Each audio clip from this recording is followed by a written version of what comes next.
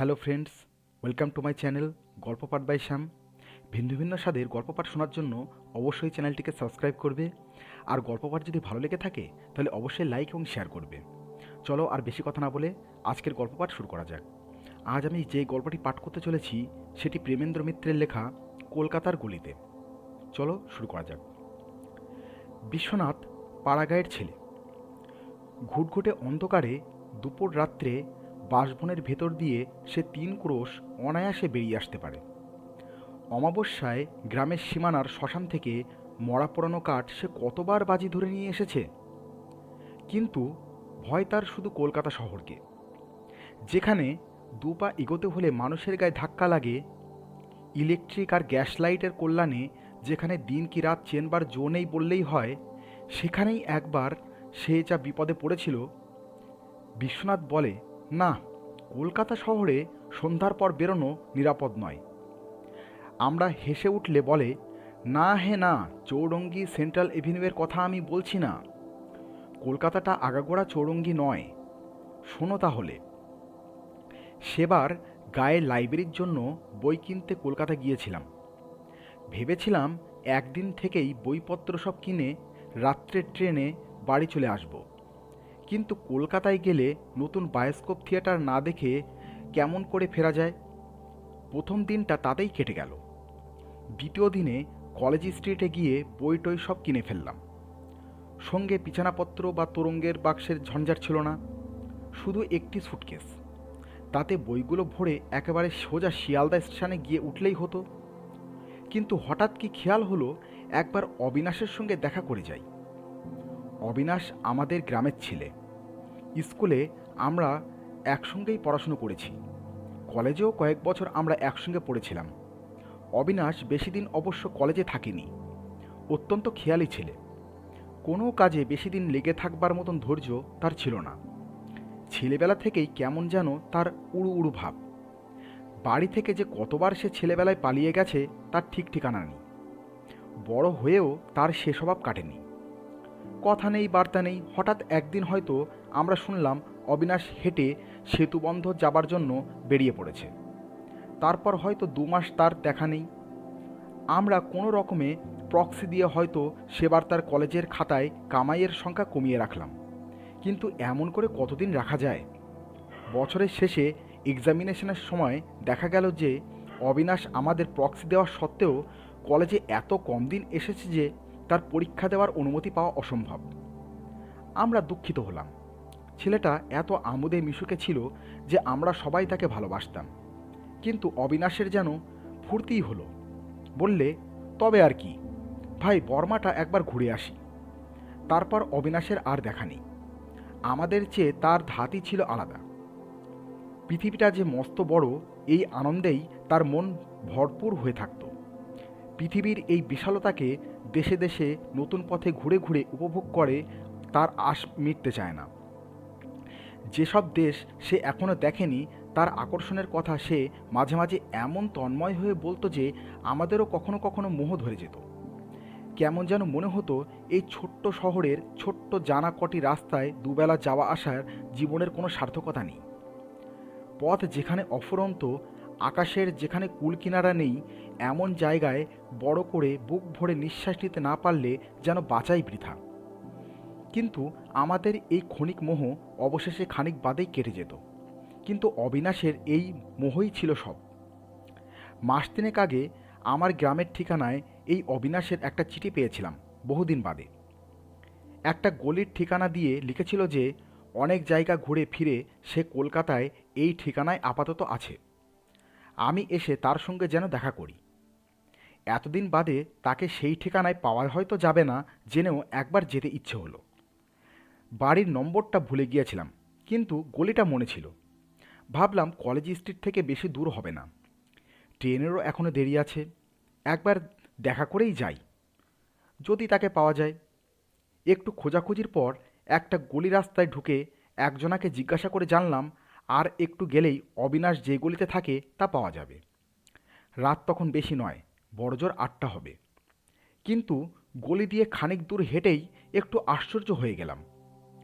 গলিই হোক আর যাই হোক, কলকাতার পথ তো বটে, অথচ এই 8টা রাত্রে সেখানে একটি জনপ্রাণী নেই। ভেবেছিলাম খানিক দূর গিয়ে আবার কাউকে পথ জিজ্ঞাসা করব, কিন্তু লোক কোথায়? তাছাড়া গলিটাও ফুরোতে চায় না। একবার সন্দেহ হলো হয়তো ভুল পথে এসেছি, কিন্তু যে লোকটা আমায় খবর দিয়েছে, আমার ভুল পথ দেখিয়ে তার লাভ কি? নির্জন রাস্তায় চুরি ডাকাতি? কিন্তু আমার কাছে কি এমন 1,50,000 টাকা আছে চোরেদের ষড়যন্ত্র করতে হবে? আমার সাজ পোশাক দেখে বড়লোক বলে ভুল করবার কোনো সম্ভাবনা নেই। তবে আরও খানিকটা এমনি করে এগিয়ে গেলাম। পথ তেমনই নির্জন। বাতিগুলো কি এ পথের মিটমিটে হয়ে থাকে? একে গ্যাস পোস্টগুলো অত্যন্ত দূরে দূরে, তার উপর কী কারণে জানি না আলো তাদের এত ক্ষীণ যে রাস্তা আলো হওয়া দূরের কথা, সেগুলো জ্বলছে বুঝতে কষ্ট হয়। খাস কলকাতার ভেতর এমন রাস্তা আছে কে জানতো? দুপাশের বাড়িগুলো যেন মান্ধাতার আমলের তৈরি। কোনো রকমে হাড় বেরোনো ইট কাঠের জীর্ণ দেয়ালগুলো দাঁড়িয়ে আছে। না আছে কোনো বাড়িতে একটা আলো, না জনমানুষের একটু শব্দ। সে রাস্তার পাশে সারের পর সার পোড়ো বাড়ির মতন সব খা খা করছে। ক্রমশ মনে হলো একটা কেমন যেন ভ্যাপসা গন্ধ নাকে আসছে। বহুদিন আলো বাতাস যেখানে ঢোকেনি, মানুষ বাস যেখানে বহুদিন ধরেই নেই, এমনি ঘরে ঢুকলে যেমন গন্ধ পাওয়া যায়, গলিটায় ঠিক সেই রকম একটা গন্ধ পাচ্ছিলাম। লোকটা বলেছিল কিছু দূর গেলেই ডাইনে গলি পাওয়া যাবে, কিন্তু জনমানুষহীন জীর্ণ বাড়ির সারের ভেতর ডাইনে বায়ে কোথাও কোনো পথ নেই। সামনের পথও খানিক দূরে গিয়ে দেখলাম বন্ধ। যে পথে ঢুকেছি গলিটার ওই একটিমাত্র পথ, তাও বেরোনোর রাস্তা। আশ্চর্য ব্যাপার, লোকটা মিছিমিছি আমায় ভুল পথ দেখালো কেন? সেখান থেকে ফিরলাম। গলিটা যেন আরও অন্ধকার মনে হচ্ছিল। এতক্ষণ যে গ্যাসগুলো মিটমিট করে জ্বলছিল তারই কটা একেবারে নিভে গেছে দেখলাম। মনে হলো এগুলি থেকে বেরোতে পারলে বাঁচি। ভীতু আমি নই, কিন্তু কলকাতা শহরের ভেতর এমন অভাবনীয় ব্যাপার দেখে গাটা কেমন ছমছম করছিল। সবে তো প্রথম রাত। কলকাতা শহরের সমস্ত রাস্তা এখন লোকজনে, গাড়ি ঘোড়ায়, মানুষের শব্দে গমগম করছে। অথচ এই পথটা কেমন করে এমন নিস্তব্ধ নির্জন হয়ে গেল? মনে হলো আমি যেন বহুকালের প্রাচীন একটা শহরে এসে পড়েছি। সে শহরের লোকজন বহুকাল আগে বাড়িঘর ছেড়ে পালিয়ে গেছে। কত বছর যে মানুষের পা সে শহরে পড়েনি কেউ জানে না। আমিও যেন প্রথম সে শহরের নিস্তব্ধতা ভাঙালাম। খট খট খট আমার নিজের পায়ের শব্দ অদ্ভুতভাবে নির্জন অন্ধকার বাড়িগুলোর দেওয়ালে প্রতিধ্বনিত হচ্ছিল। আমার চোখের উপরেই কটা রাস্তার বাতি দপদপ করে নিভে গেল। ভ্যাপসা গন্ধটা ক্রমশ যেন বেড়ে গিয়ে অসহ্য মনে হচ্ছিল। না, এইগুলি থেকে যত তাড়াতাড়ি বেরিয়ে পড়তে পারি ততই মঙ্গল। কাজ নেই আর অবিনাশের খোঁজ করে, পরে একদিন আবার আসলেই হবে। খানিক দূর গিয়ে স্তম্ভিত হয়ে দাঁড়িয়ে পড়লাম। এদিকেও গলির পথ যে বন্ধ, কিন্তু তা কেমন করে হতে পারে? আমি একটা পথে যে গলিতে ঢুকেছি এ বিষয়ে তো কোনো সন্দেহ নেই। এই গলি দিয়ে এগোবার সময় আশপাশে কোনো পথ দেখতে পাইনি, তাহলে গলির দুমুখ বন্ধ কেমন করে হয়? ভাবলাম হয়তো আরও একটা পথ ছিল, যাবার সময় আমার দৃষ্টি কোনো রকমে এড়িয়ে গেছে। এখন আসবার সময় ভুল করে সেইটিতেই ঢুকে পড়েছি। সেইটিরই মুখ এখানে বন্ধ। কিন্তু এরকম ভুলই বা হবে কেমন করে?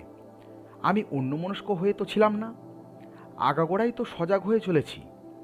রাস্তায় লোক না থাক, একটা বাড়িতে যদি একটা আলো দেখা যেত, না হয় ডেকেই জিজ্ঞাসা করতাম। যাই হোক, এখানে দাঁড়িয়ে থেকে কোনো লাভ নেই জেনে আমি আবার ফিরলাম। গলি থেকে বেরোতেই হবে। আবার সেই নির্জন অন্ধকার গলি দিয়ে ক্রমশ নিজের পায়ের শব্দ শুনতে শুনতে এগিয়ে চললাম। গলিটা যেন ক্রমশ দীর্ঘই হয়ে চলেছে। আমার অজান্তেই কে যেন ইতিমধ্যে সেটা বাড়িয়ে আরও লম্বা করে দিয়েছে। এবারও যখন দেখলাম গলির মুখ বন্ধ, তখন সত্যিই বুকের ভেতরটা কেমন করে উঠল। একে আমরা পাড়াগাঁয়ের লোক, ফাঁকা আকাশ ফাঁকা মাঠের মধ্যে মানুষ হয়েছি।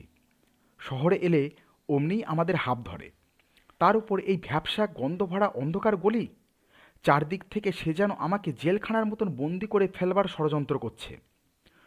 ওপরে চেয়ে যে একটু আকাশ দেখতে পাবো তারও জো নেই। এমন একটা ধোঁয়াটে কুয়াশার বাতাস আচ্ছন্ন হয়ে আছে, তার ভেতর দিয়ে একটা তারাও দেখা যায় না। যত এই অদ্ভুত ব্যাপার ভাবছিলাম, মাথাটা ততই গুলিয়ে আসছিল।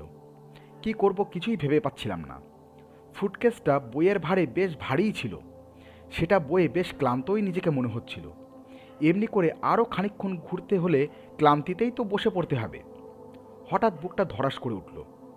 দূরে একটা মিটমিটে বাতির তলায় একটা লোক দাঁড়িয়ে আছে না? তাড়াতাড়ি সেই দিকে এগিয়ে গেলাম। এই তো আমাদের অবিনাশ। এতক্ষণের ভয় ভাবনা নিমেষে ভুলে গেলাম। আনন্দে চিৎকার করে তার নাম ধরে ডাকতেই সে চমকে তাকালো।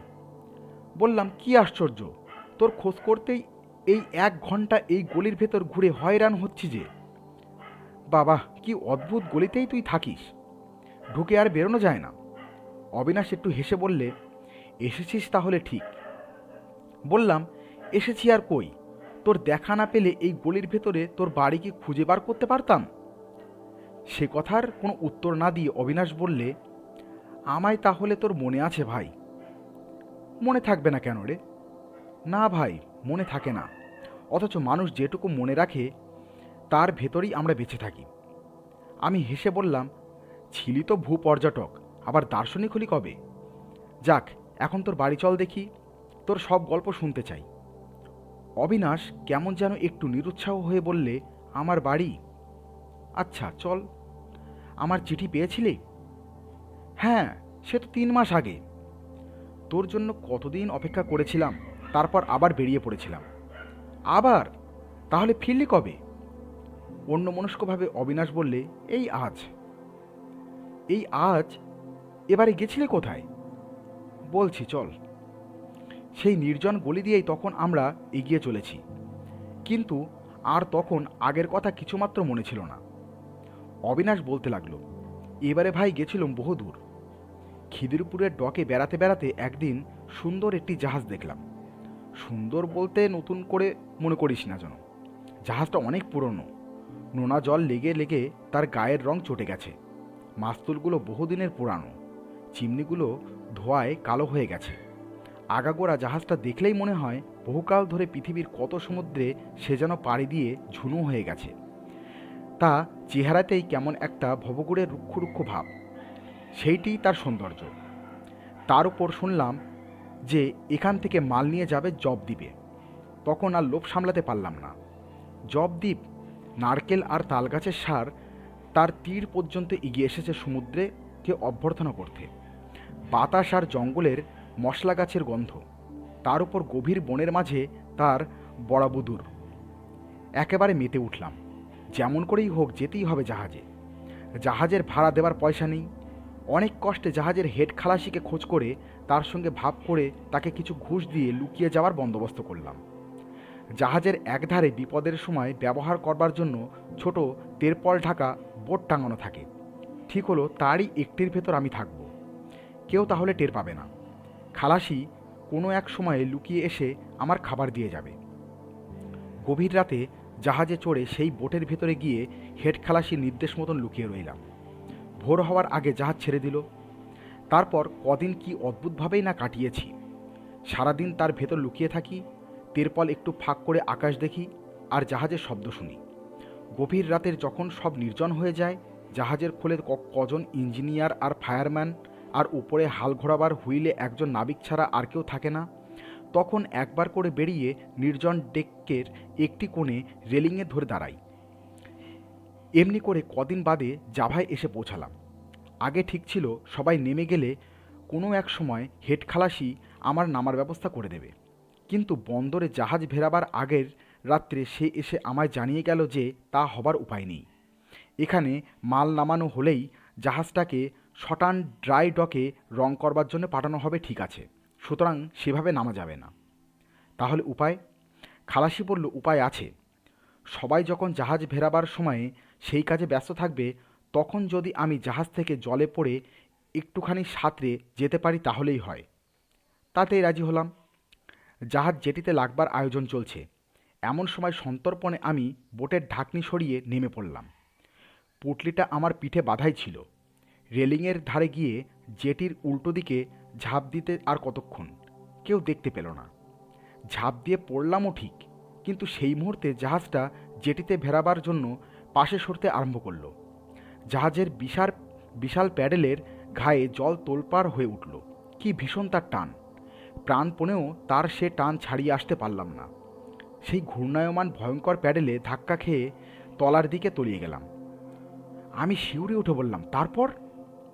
তারপর সেই প্যাডেলের ঘা কি ভয়ঙ্কর লেগেছে দেখবি।